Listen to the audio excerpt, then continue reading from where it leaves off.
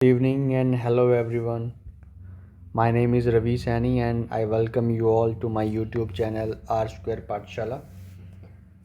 आज हम election commission of India के बारे में डिस्कस करेंगे। Basically election commission of India recent past में काफ़ी न्यूज़ में था। अभी थोड़े दिन पहले आई थिंक मार्च में सुप्रीम कोर्ट की एक जजमेंट भी आई थी जिसने सुप्रीम कोर्ट ने एक कमेटी बनाई थी इलेक्शन कमिश्नर की अपॉइंटमेंट के लिए, जिसमें chief justice of India, prime minister of our country India and the leader of opposition to the house of people उस कमेटी में थे। तो अभी एक 28 दिसंबर इसी वीक जो है प्रेसिडेंट ने एक बिल को असेंट दिया है, जो बिल है कि चीफ इलेक्शन कमिश्नर और अदर इलेक्शन कमिश्नर के रिगार्डिंग उनकी अपॉइंटमेंट कैसे होगी, उनकी कंडीशन ऑफ सर्विसेज क्या होगी, टर्म ऑफ ऑफिस क्या होगा, उसको असेंट दी है। बेसिकली इसमें क्या है कि जो टॉप इलेक्शन ऑफिशियल्स है उनकी अपॉइंटमेंट कैसे होगी, उनकी अपॉइंटमेंट की मैकेनिज़्म क्या क्या होगी, उसके बारे में ये बेसिकली बिल है। तो इस बिल ने एक तो 1991 का जो एक्ट था उसको रिपील किया है और साथ ही जो सुप्रीम कोर्ट की जजमेंट थी उसमें जो कॉम्पोजिशन दिया था उस कॉम्पोजिशन को चेंज किया है। सुप्रीम कोर्ट ने बोला था कि सीजीआई होंगे plus prime minister of India और लीडर ऑफ ओपोजिशन, बट इस एक्ट में क्या कंपोजिशन है वो अभी हम आगे देखेंगे। ठीक है, तो election commission of India basically अगर हम इसके इंट्रोडक्शन की बात करें तो हमारे कॉन्स्टिट्यूशन के आर्टिकल 324 के अकॉर्डिंग इलेक्शन कमीशन एक परमानेंट और ऑटोनोमस बॉडी है जो कि 25 जनवरी 1950 को एस्टेब्लिश की गई थी। आर्टिकल 324 बोलता है कि भाई election commission, article 324 basically election commission of India को पावर देता है for superintendence, direction, control of election to parliament, इसमें लोकसभा और राज्यसभा दोनों आती हैं, to state legislature, president of India and the vice president of India. तो basically parliament, state legislature, president of India और वाइस प्रेसिडेंट ऑफ इंडिया के election के superintendence, direction and control of election के लिए पावर देता है election commission of India को। ठीक है, तो बेसिकली इलेक्शन कराने के लिए लोकसभा के, स्टेट असेंबलीज़ के, वाइस प्रेसिडेंट के और प्रेसिडेंट ऑफ इंडिया के इलेक्शन कमीशन ऑफ 324 कॉन्स्टिट्यूशन का जो आर्टिकल है इलेक्शन कमीशन को पावर देता है।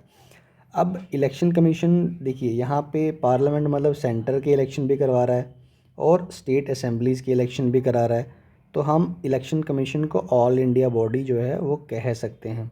बट यहाँ पे जो इम्पोर्टेंट बात ये है कि जो स्टेट के जो लेजिस्लेचर के इलेक्शन होते हैं वो तो इलेक्शन कमीशन ऑफ इंडिया करवाता है, बट जो पंचायत और जो म्यूनिसिपैलिटीज़ के इलेक्शन हैं वो इलेक्शन कमीशन ऑफ इंडिया नहीं करवाता। उसके लिए कॉन्स्टिट्यूशन ने एक अलग स्टेट इलेक्शन कमीशन की बात की है। ये जो स्टेट इलेक्शन कमीशन है इसके बारे में हम जब पंचायती राज सिस्टम के बारे में पढ़ेंगे तब हम इसके बारे में डिस्कस करेंगे। ठीक है, तो अभी हम इलेक्शन कमीशन ऑफ इंडिया तक ही अपने आप को सीमित रखते हैं। तो कॉन्स्टिट्यूशन के पार्ट 15 में आर्टिकल 324 टू 329 ये इलेक्शन कमीशन ऑफ इंडिया के साथ को डील करते हैं। ब्रीफली हम इनके बारे में पढ़ लेते हैं। 324 के बारे में मैंने ऊपर बताया ही है, superintendent, direction, control of election to be vested in election commission. 325 बोलता है कि आप किसी भी पर्सन को जो है उसको धर्म के नाम पे, रेस के, कास्ट और सेक्स के बेसिस पे आप उसको इलेक्टोरल रोल में इंक्लूड करने से मना नहीं कर सकते। ठीक है, 326 बोलता है कि भाई जो इलेक्शंस होंगे to the house of people, parliament के और जो legislative assemblies of the state, वो अडल्ट सफ्रेज के ऊपर बेस्ड होंगे। मतलब जो भी अडल्ट होगा more than 18 years of age वो वोट कर सकता है irrespective of property, wealth, education and everything.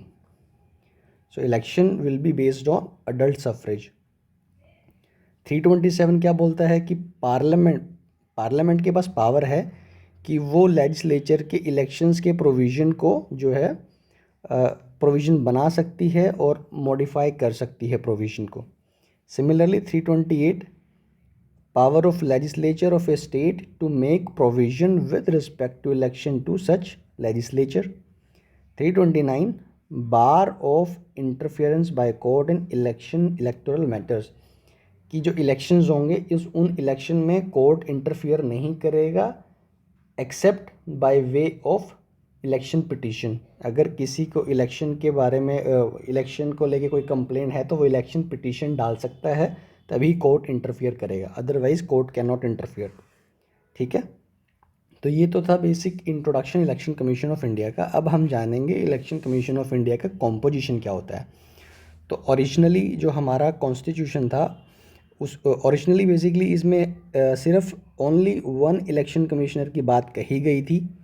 ठीक है, जो कि 15 अक्टूबर 1989 तक हमारा वन इलेक्शन कमिश्नर चला। फिर जो है 1989 के इलेक्शन कमिश्नर अमेंडमेंट एक्ट के बाद इसको मल्टी मेंबर बॉडी जो है बनाया गया। ठीक है, अब एट प्रेजेंट क्या है, इसमें इलेक्शन कमिश्नर होते, इलेक्शन कमीशन में जो बेसिकली एक चीफ इलेक्शन कमिश्नर होता है जिसको हम सीसी बोलते हैं, और such number of other election commissioner as the president में from time to time fix, कि बेसिकली एक तो चीफ इलेक्शन कमिश्नर होता है और अदर न सच नंबर, मतलब प्रेसिडेंट को रिक्वायरमेंट के हिसाब से जितनी फिक्स करेगा उतने नंबर ऑफ इलेक्शन कमिश्नर उसमें होंगे। बट एट प्रेजेंट अगर हम बात करें तो इलेक्शन कमीशन ऑफ इंडिया में एक चीफ इलेक्शन कमिश्नर है और 2 इलेक्शन कमिश्नर है। क्लियर है। अब जैसे ये तो सेंटर की बात होगी, स्टेट लेवल पे जब होता है तो स्टेट लेवल मतलब जब इलेक्शन होते हैं तो स्टेट लेवल पे मॉनिटरिंग के लिए जो इलेक्शन कमीशन को जो हेल्प करते हैं उनको बेसिकली चीफ इलेक्टोरल ऑफिसर होते हैं, जो कि इलेक्शन कमीशन ही अपॉइंट करता है। वो IAS रैंक का ऑफिसर होता है स्टेट काडर का, तो उसको वो चीफ इलेक्टोरल ऑफिसर बोलते हैं। वो इलेक्शन कमीशन को उस स्टेट के रिगार्डिंग इलेक्शन में हेल्प करता है। राइट। अब अपॉइंटमेंट की बात करते हैं तो इससे पहले जो है सिर्फ इतना ही, इस एक्ट से पहले जो अभी एक्ट पास हुआ है उससे पहले सिर्फ इतना था कि president appoints chief election commissioner and election commissioner, इतना ही लिखा हुआ था। कैसे उनकी सिलेक्शन कैसे होगा उसके बारे में कोई बात नहीं कही गई थी। बट इस एक्ट में डिटेल में इसके बारे में बात की गई है कि एक सबसे पहले एक सर्च कमेटी होगी। पहले तो ये बोलते हैं कि प्रेसिडेंट अपॉइंट करेंगे चीफ इलेक्शन कमिश्नर और इलेक्शन कमिश्नर को on the recommendation of selection committee, जिसमें प्राइम मिनिस्टर होंगे जो कि कमेटी के सिलेक्शन कमेटी के चेयरपर्सन होंगे, leader of opposition in the house of people मतलब लोकसभा जो कि उस कमेटी के मेंबर होंगे, और एक union cabinet nominated by prime minister, वो भी मेंबर होंगे। अब इन तीनों में से मेजॉरिटी वोट के हिसाब से जो है अपॉइंटमेंट की जाएगी। अब किस किस के नाम पे वोट की जाएगी, तो इसके लिए फर्दर बोलता है कि जो सिलेक्शन कमेटी है, पहले तो ये बोलते हैं कि सिलेक्शन कमेटी जो है अपना प्रोसीजर खुद रेगुलेट कर सकता है, उसके पास पावर है।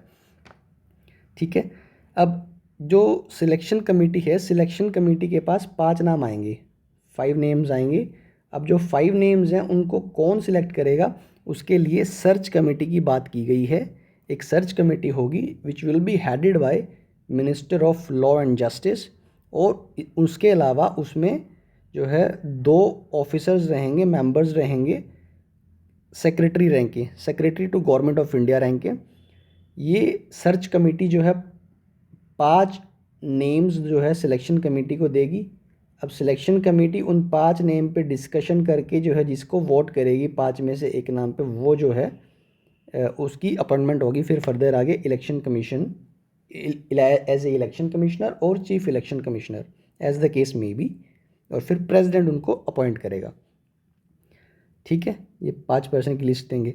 अब पहले क्या था कि जो इलेक्शन कमिश्नर और चीफ इलेक्शन कमिश्नर की कोई क्वालिफ़िकेशन हमारे कॉन्स्टिट्यूशन में नहीं है बस, बट जो ये एक्ट है, इस एक्ट ने जो है एक तरीके से उनकी एडमिनिस्ट्रेटिव क्वालिफ़िकेशन के बारे में बात की है।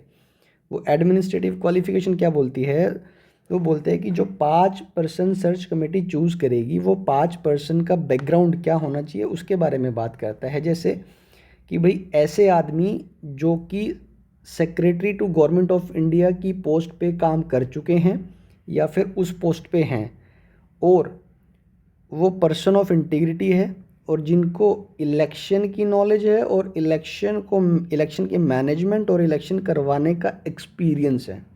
मतलब ऐसे ऑफिसर जो सेक्रेटरी रैंक पे है गवर्नमेंट ऑफ इंडिया में और जो अपने टेन्योर में या फिर अभी प्रेजेंट उनको इलेक्शन करवाने का एक्सपीरियंस है। मीन्स अगर हम कहें तो वो स्टेट में अपनी इलेक्शन ड्यूटीज़ में इन्वॉल्व थे इस तरीके के लोग, बट वो गवर्नमेंट ऑफ इंडिया में सेक्रेटरी या उस रैंक पे होने चाहिए।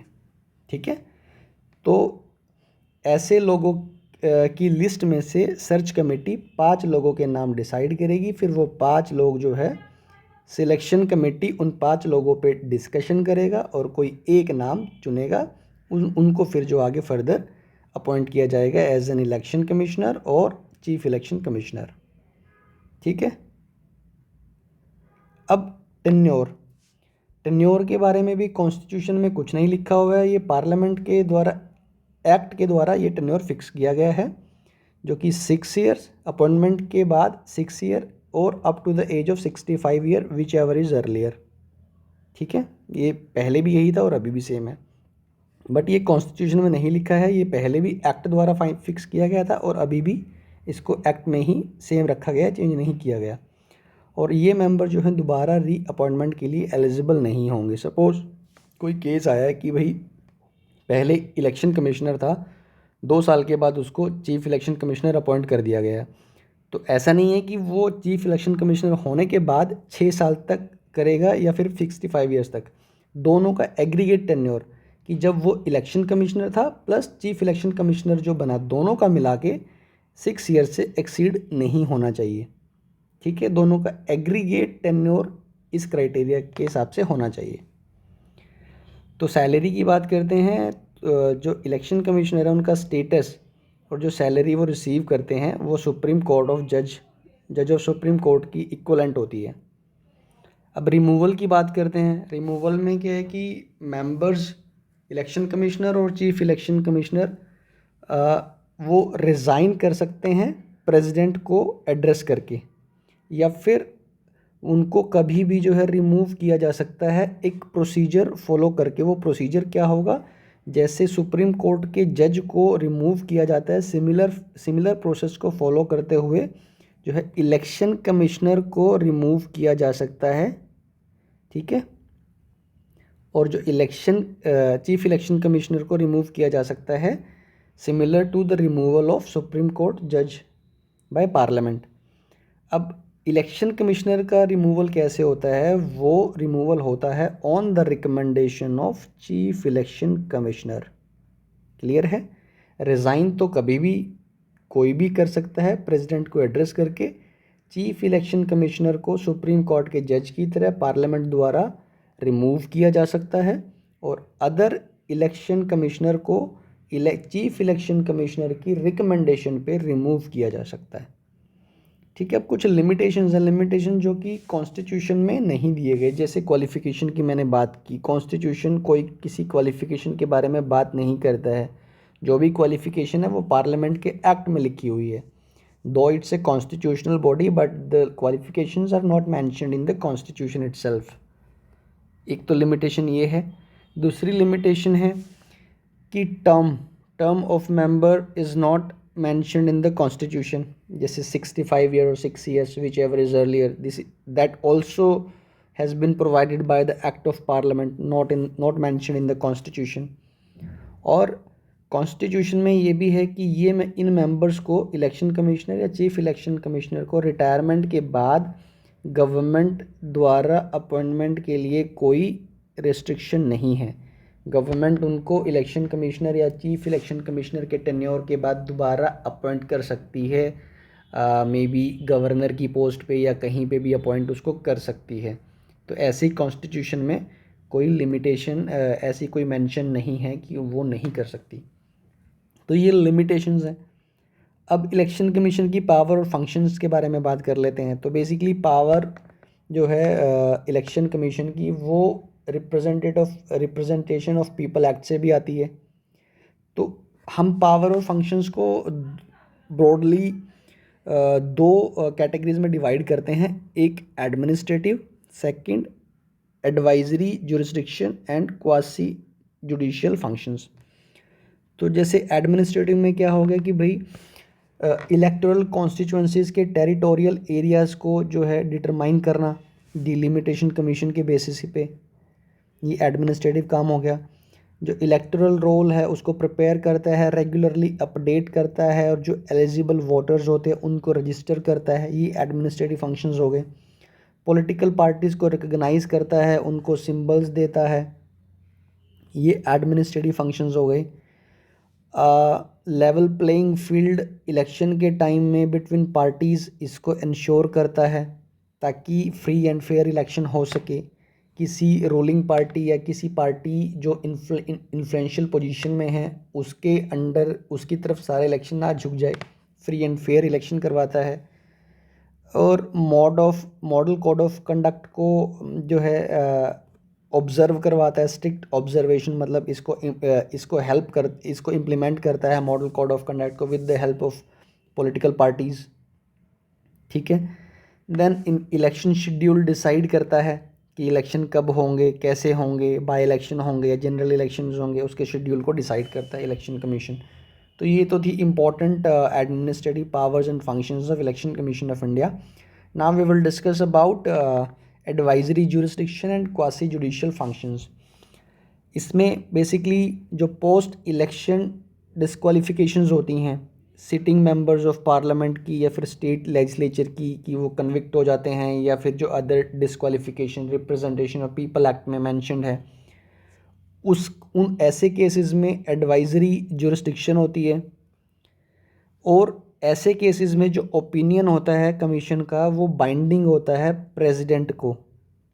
प्रेसिडेंट के पास कोई ऑप्शन नहीं होता है, प्रेसिडेंट या गवर्नर एज द केस में बी, मींस पार्लियामेंट की बात है, मेंबर ऑफ पार्लियामेंट की बात है तो president, member of legislative assembly की बात है तो गवर्नर, दोनों के लिए बाइंडिंग ओपिनियन होता है और उनको ओपिनियन के हिसाब से ही आगे डिसीजन लेना पड़ता है। जैसे अगर करप्ट प्रैक्टिसेस इलेक्शन के टाइम में अगर आप करप्ट प्रैक्टिसेस फॉलो करोगे तो उस केस में भी जो है डिस्क्वालिफिकेशन हो सकता है। उस केस में सुप्रीम कोर्ट और हाई कोर्ट जो है ऐसे केसेस को कमीशन को रेफ़र करता है कमीशन के ओपिनियन के लिए। तो ये एडवाइजरी आ जाता है कि पर्सन को डिस्क्वालीफाई किया जा सकता है on the basis of recommendation of the commission, और उसको डिस्क्वालीफाई करना है कितने पीरियड के लिए करना है, ये सब में इलेक्शन कमीशन ऑफ इंडिया का एक बहुत बड़ा रोल रहता है। ठीक है। देन क्वासी जुडिशियल पावर में जैसे पार्टीज़ में जो डिफरेंट फैक्शंस होते हैं उनके डिस्प्यूट को रिजॉल्व करना, स्प्लिट मर्जर के केसेस को रिजॉल्व करना। ठीक है। और कमीशन के पास पावर है डिस्क्वालीफाई करने के कैंडिडेट्स को अगर वो अपने इलेक्शन एक्सपेंसेस को विद इन स्टिपुलेटेड टाइम जो है अगर इलेक्शन कमीशन ऑफ इंडिया को सबमिट नहीं करते हैं, तो उस केस में भी जो मेंबर को है डिस्क्वालीफाई किया जा सकता है इलेक्शन कमीशन ऑफ इंडिया के द्वारा। तो ये basically election commission of India के बारे में था। जो इम्पोर्टेंट पॉइंट थे इलेक्शन कमीशन ऑफ इंडिया, जैसे उससे रिलेटेड कॉन्स्टिट्यूशनल प्रोविजंस, रिमूवल कैसे होता है, अपॉइंटमेंट कैसे होता है, क्या नए एक्ट में चेंज किए गए हैं, वो सब हमने इस वीडियो में पढ़ा। आई होप आपको मेरा वीडियो पसंद आया होगा, आपको पढ़ाना अच्छा लगा होगा। Please like this video and also share this video so that needy persons can be benefited with this video. So thank you very much. See you in the next video.